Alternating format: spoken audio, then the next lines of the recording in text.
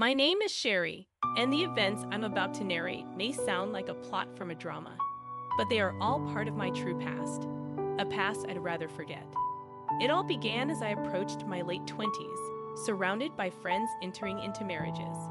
A growing sense of loneliness overcame me, as if I was being left behind in life's race. Eager to escape this feeling, I found myself in a rush to get married, perhaps leading me to be somewhat blinded by love.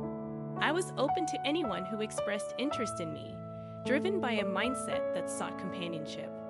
During this time, I turned to a friend at work and asked them to introduce me to someone nice if they knew anyone. Surprisingly, they did introduce me to someone, a lawyer. It was a profession that carried an air of envy, and I was attracted to the idea that being in a relationship with this person would bring a sense of superiority. Excitedly, I requested my friend to make the introduction, and that's how I first met Chris. "Nice to meet you." "I'm Sherry," I said. "Nice to meet you." "I'm Chris," he replied. Chris left an initial impression of being kind, earnest, and gentle, a man exactly matching the type I would want as a boyfriend. As a lawyer, he embodied a level of professionalism that intrigued me. As we conversed, Chris revealed, "As you may know, I'm a lawyer." "I'm just an ordinary office worker," I confessed, feeling a bit nervous talking to a lawyer. "Don't worry, I don't make difficult arguments in my private life. In fact, I'm often scolded for being too frivolous," Chris reassured me. "That's unexpected." "I get that a lot," I admitted. "As you might have heard from our friend, I only finished middle school." "I don't think I'm in a position to be talking to a lawyer," I confessed. "Not at all. Your educational background doesn't matter. Please see me as just another person, Sherry," Chris responded. "Thank you. Yes, I couldn't go to high school due to family circumstances.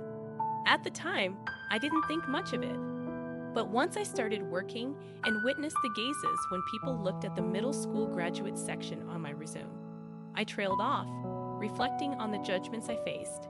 I soon realized that the world wasn't as forgiving as Chris, who seemed unaffected by societal judgments. I genuinely felt happy around him.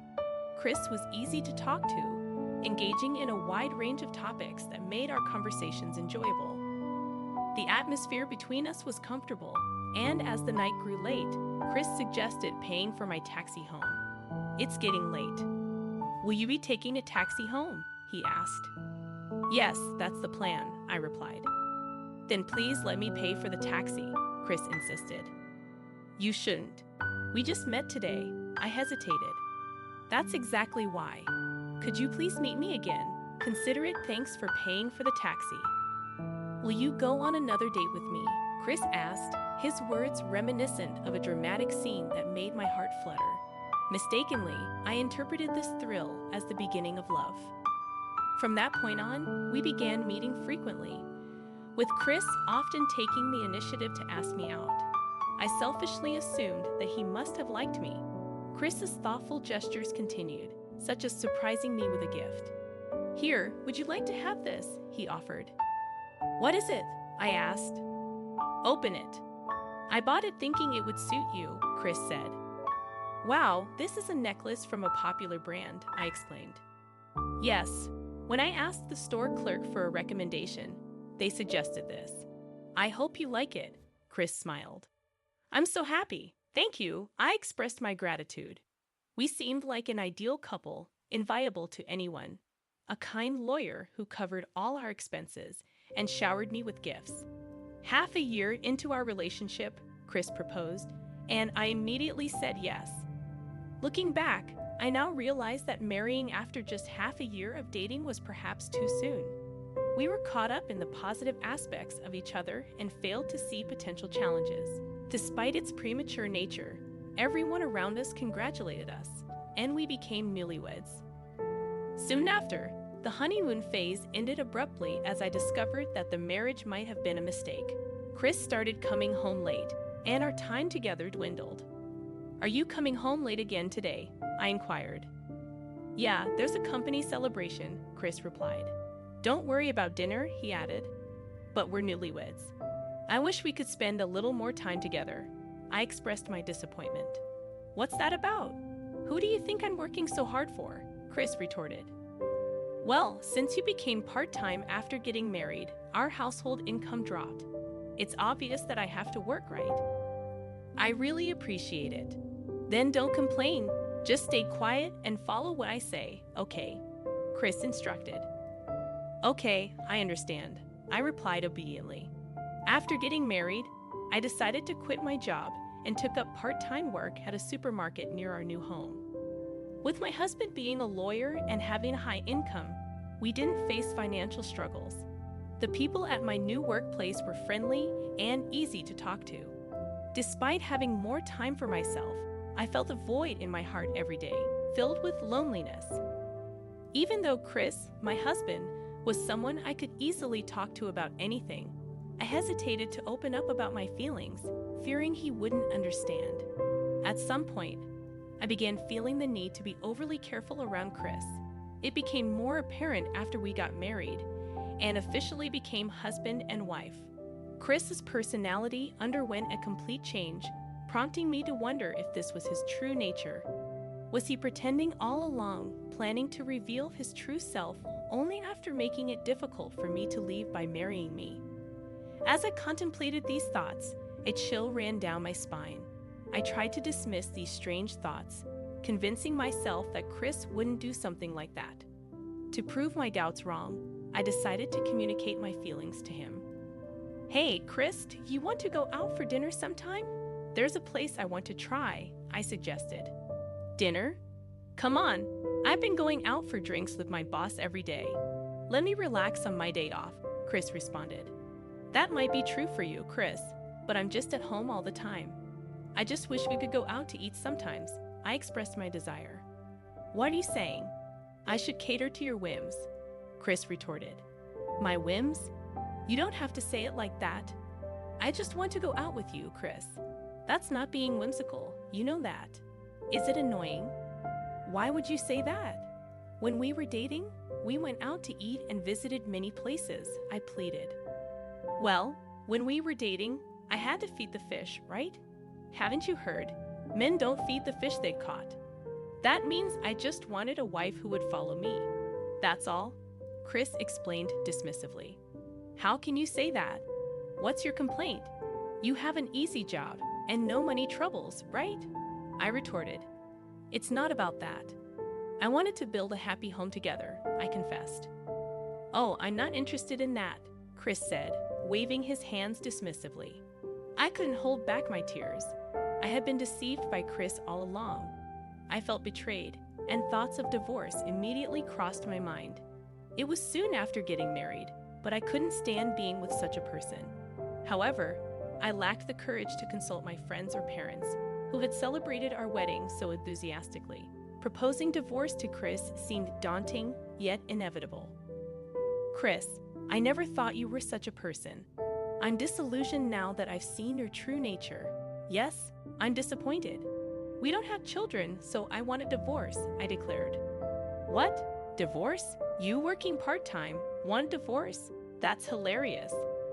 How are you going to live after divorcing me, with your lifestyle funded by my income? You can't even talk to your friends or parents about it, can you?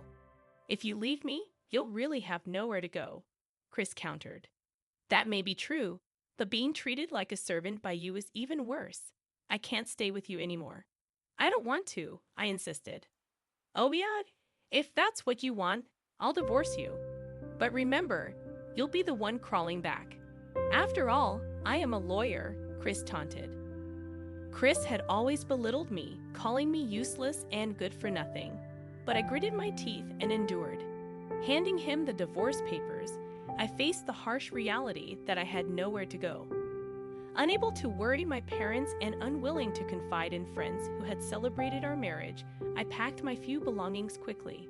Chris remained cold until the end, and the moment he wrote the divorce papers, he said, "Get out. Now you're a stranger to me, driving me away."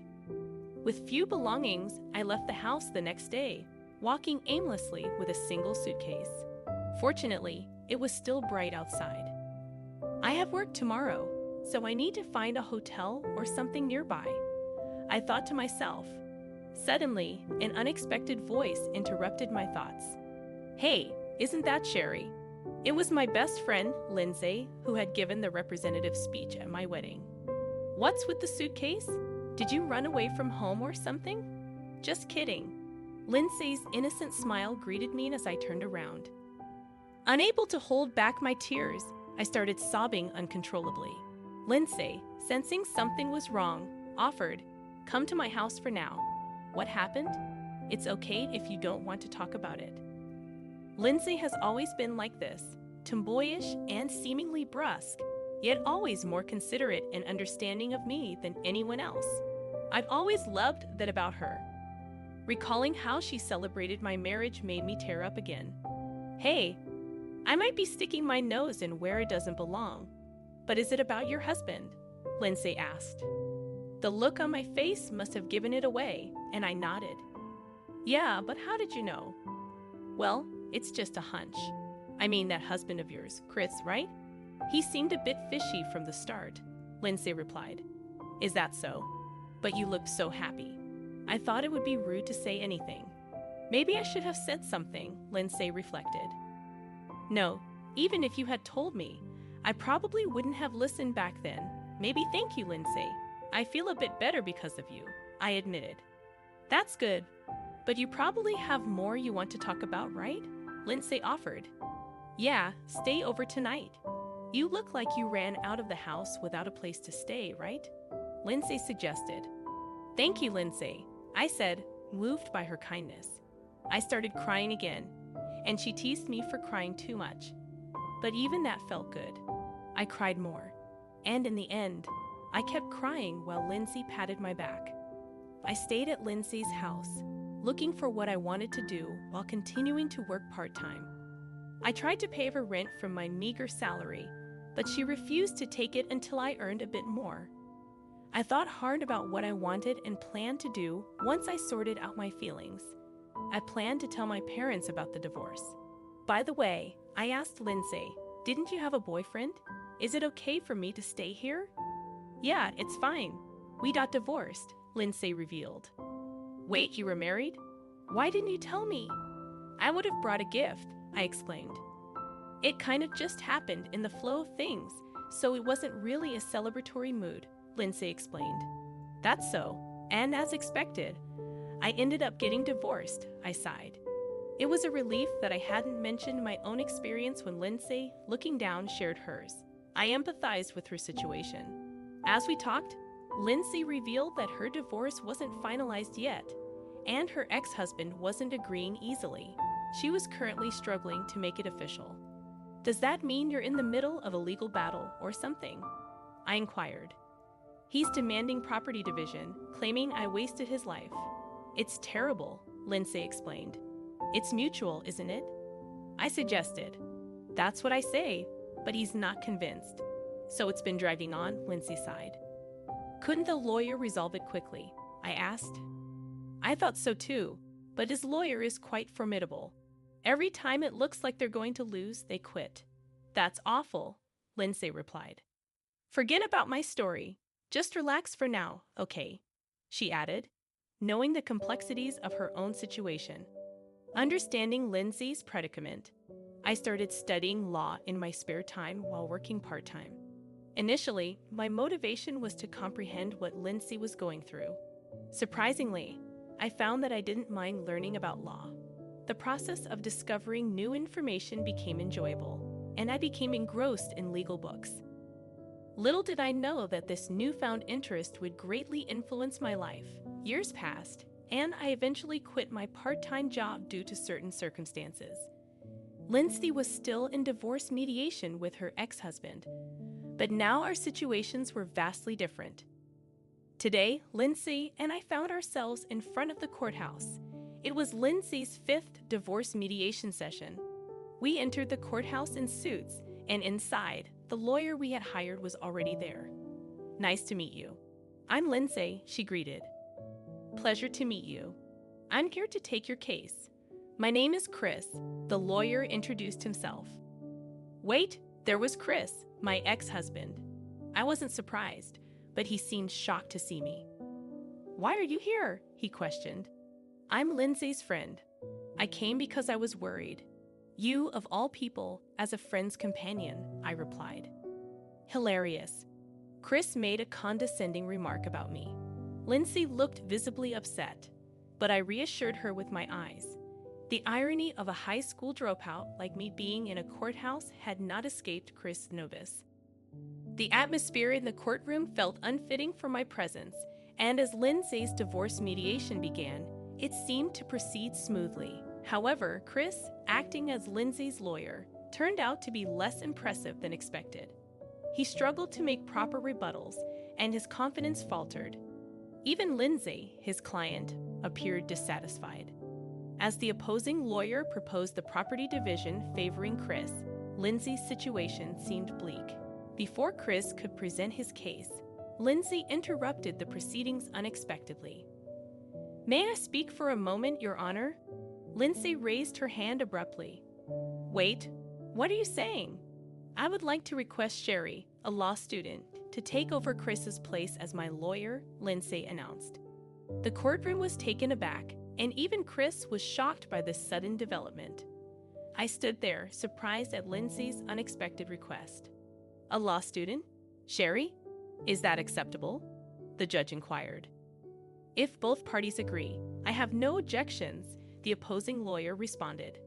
I object. We should pause this trial, Chris protested. Why is that? The judge asked. This woman is just a high school dropout with no real brains.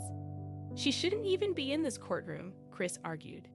To everyone's surprise, I was revealed to be a top student at one of the country's leading law schools. The judge defended my capability and allowed me to proceed as Lindsay's lawyer. Chris, forced to leave the courtroom, protested and voiced objections to no avail. With a guardian required when a student represents in court, the judge volunteered for the role. This incident quickly became news, and the story of a law student defeating a seasoned lawyer made headlines. My educational background, ironically, added to the sensation. The trial concluded with Lindsay and me winning, marking an unexpected triumph. Lindsay and I rejoiced, and our lives took a new turn. The incident garnered media attention, showcasing a law student pursuing their passion and succeeding against all odds. Subsequently, Chris, who had once looked down on me, faced disgrace and dismissal from his job. Despite a call from him, seeking reconciliation and expressing regret, I firmly ended any further communication. Several months later, Lindsay and I were living together, free from the burdens we once carried. Our lives had become more enjoyable, and the period of freedom we embraced felt invaluable. The uncertainty of future marriages lingered, but for now, we cherish the newfound freedom that life had bestowed upon us.